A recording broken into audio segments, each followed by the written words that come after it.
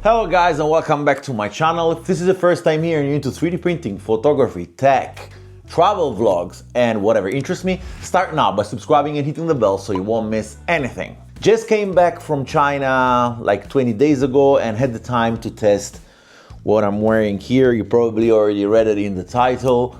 These are the RayNeo Air 4 Pro, and if you're searching for this video, probably you've seen it.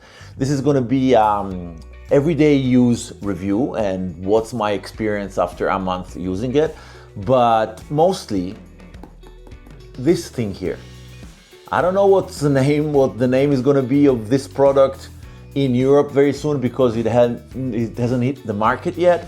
I managed to buy this through a Chinese friend of mine who ordered that online, and this is basically a portable Fire TV for your RayNeo 4 together with a battery embedded. Let's roll the intro and let's get into it.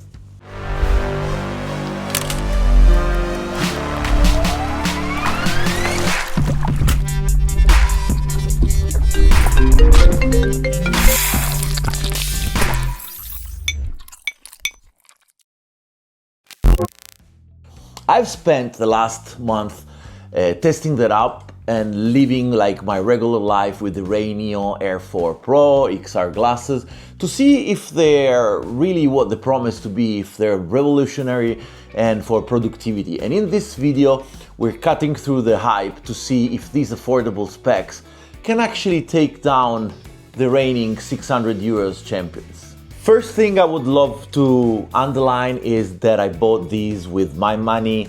Met a girl in China. I'll leave you all her contact. She takes care of import, export of electronic products. I met her in Xiamen, and she was so kind to order it for me online, together with this, I don't know, Magic Box 2 or whatever they call it, Thunderbird or something. I'm gonna do a research and leave it in the description for your reference. But basically what she did, she ordered it for me on internet and got it delivered after 24 hours, and we were ready to go. I gave them the money, she gave it to me, and I brought it back to Italy. Of course, some of the software on this is still all in Chinese, but I managed to change the software on the glasses, just do a firmware update, and they will straightly go on English. For what concerns the Magic Box, I managed to call the green, the helpline in China through a friend of mine, and they said that firmware update is gonna come soon, and basically they don't have an English version yet. So I'm probably gonna do a separate video of this. I'll link it up here somewhere as soon as it's finished. Let's get into some technical aspect of this of these glasses. Something that I love about these glasses is that I'm talking to you. Of course, yeah, I'm wearing glasses, but I kind of like a teleprompter in front of my eyes. Even though I'm looking at you, I mean, I can actually read what's on my phone. And that's fantastic. I mean, imagine in the future if you have very light glasses and you'll be able to read what's going on as a teleprompter. That would be amazing. So what I paid for them is not a reference with price. I saw that the RayNeo Air 4 Pro are on sale for $299 US. It's a major win considering the rising tech costs and the fact that it matches the last generation pricing, even though it came out selling for the last month, so not more than that. I mean, you have like a visual dual power. It's dual micro OLED displays with 1080p resolution per eye. Something that I loved is the 120 Hz refresh rate for smooth gaming. Playing with my Nintendo Switch was crazy crisp, and I loved how smooth it was going. It has 1200 nits peak brightness with an incredible high contrast for ratio. I mean, they're the world first to support HDR10 in XR glasses. Like, this provides a massive jump in vividness over the Air 3S. I don't know if you had the chance of trying it, I haven't, but that's what I've read. There's a special edition which I didn't purchase, a Batman edition for an extra 20 euros. It gives you also like a cover for with like a mask of Batman, but I honestly didn't like that. First thing I would like to say is they're really lightweight. I mean, I think it's only 76 grams. They're comfortable enough for hours-long movies. I mean, I've used them for the first time coming back on the plane from China. I plugged it in my computer, had no idea how they worked. Found a movie I had downloaded on my phone and watched a movie straight onwards. It's something worth mentioning is, yeah, the audio is from Bang Olufsen and it's a great audio, but there's a small but. If you're on a plane and you have the constant noise of the plane in your ear, you won't be able to hear it properly.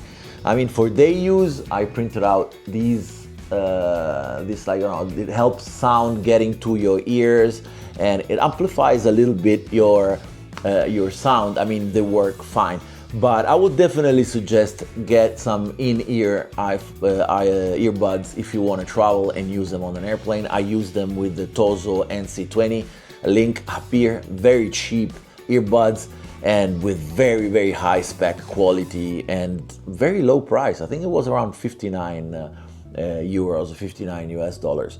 Great value, go check them out. So basically what these glasses are giving you is a 200-inch screen on a tiny form factor. I mean, I see two images that blend together into one and give me a 200-inch screen right in front of me. The audio, as I said, is Bang & Olufsen and it's really, really crispy sound. It also has a whisper mode for privacy so that the people next to you cannot hear you. Something worth mentioning is that it doesn't have a battery, and that's a great plus. As you can see, they connect here with this cable that goes straight to your phone. Downside is that it will drain your battery faster. I mean, it's going to drain your battery if you don't have a last generation phone. But that said, I mean, I managed to watch a couple of movies on the airplane. I had the opportunity to charge my phone, so that was basically not an issue. Connectivity, for what connectivity is that worth, is like it's all USB-C. You can connect it to your laptop, you can connect it to your Steam Deck or to your Switch 2, and it will work perfectly. Once it catches the video signal, the glasses go on, and they're great because they're only 76 grams and they're really lightweight to keep on your eyes. What's inside the box? Like a very fast unboxing. I did that on the go in my hotel in China because I was really eager to see it. There's a cleaning cloth, like some guide, prescription lenses already on the frame, and I didn't actually find the extra pieces, the extra nose piece that everybody finds in the box. Probably there was I don't know, it got lost or I lost it in the hotel while I was unboxing it. Physical features show like front lens cover, removable. You can remove a cover here. I'm using it without cover right now because I want to see through. But it comes with this cover. You put it in front for extra, darkness for when you want to see, a movie. Something else worth mentioning is the arms that are adjustable to the size of your face. Together with the nose adjustable pieces, you can squeeze it or enlarge it a little bit and play with the arms of the glasses in order for you to make them fit perfectly. Okay, some of the options embedded in the glasses are the picture modes. We have standard with a very high brightness. We have movie, which is more cinematic, and AI comfort warm, which gives a really subtle, let's say, yellow light to rest your eyes and at the same time be able to enjoy the movie. HDR10, you'll notice very much difference in highlight and shadows. The audio experience with this surround is really nice and punchy, but remember, you need to be alone in your room. I was watching a football match on my phone and my kids were watching their video. I don't know what they were watching. I think they were watching One Piece and they didn't want me to bother them with soccer, so I sat down, got the match on my phone, and enjoyed the match. Their audio was louder than mine, so I could not hear a lot. But if you're alone in the room, you will be able to appreciate all the Bang Olufsen technology, which is really, really good. So basically, this theater experience is giving you an experience that's very hard to explain, because what happened is that you have your monitor just right in front of your eyes. I have it right here, and it's not obstructing my view. With the transparent lens I can also see around, but at the same time, something that I loved was that if you're laying down or on the couch or whatever, you don't have to concentrate your view towards a television. You can even go up and rest your neck, and the glasses are following your head. So the monitor I have in front of my eyes is moving from left to right, especially on a plane when you're not comfortable. I'm nearly 2 meters, and sitting on a plane for so many hours is not that great. So what happened is that you move, and anyway, your screen will stay right in front of your eyes. And that's a feature. I mean, of course it has to be like that because you're moving your head, so the monitor moves, but that's something I love. I mean, it's something that it has to be like that. It cannot change unless there are 3D glasses, but I love that. I love that you can move your arm, your neck like this, and the monitor follows your head. Main use for these glasses come from the iPhone or whatever gadget you have. Something worth mentioning, which I really loved, is this. Probably you can see it. This is a DJI Mini 4 Pro. I was out testing it. I noticed that it had a USB-C plug. I plugged the glasses went on, and I was flying together with my drone, and it was a great experience. I left the glasses on transparent so I could watch down the controller if I had any message, but anyway, it was one of the most immersive experiences of my life.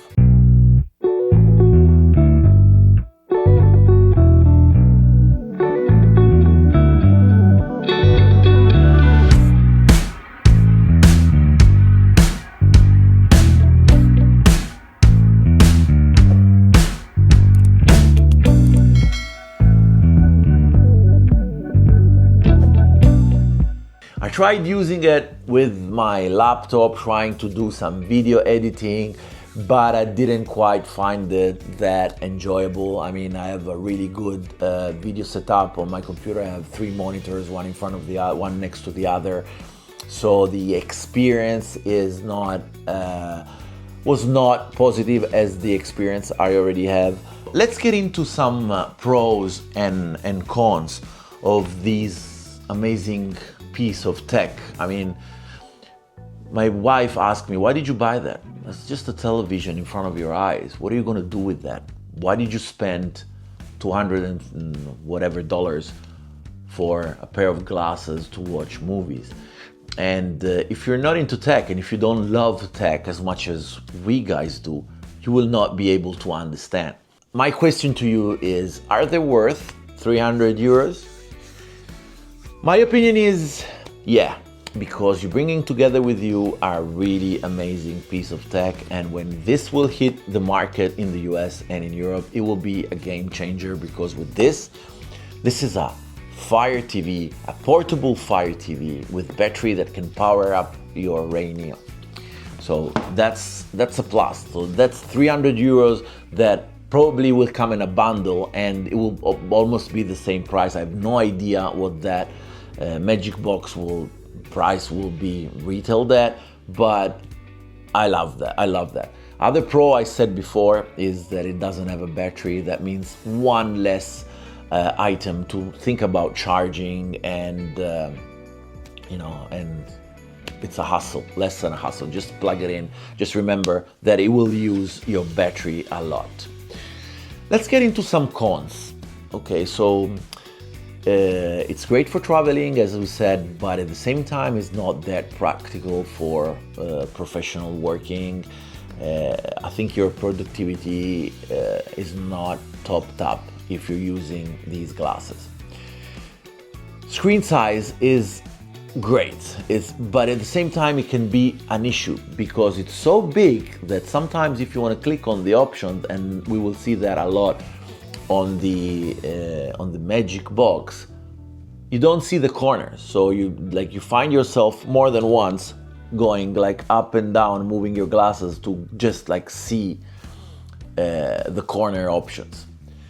Last cons is the battery drain. I mean, it's something that I'm sure you guys are aware. If you have a very old phone with like 30 minutes use of this device can bring you your battery on your iPhone or Samsung, whatever, from 15 to 20%.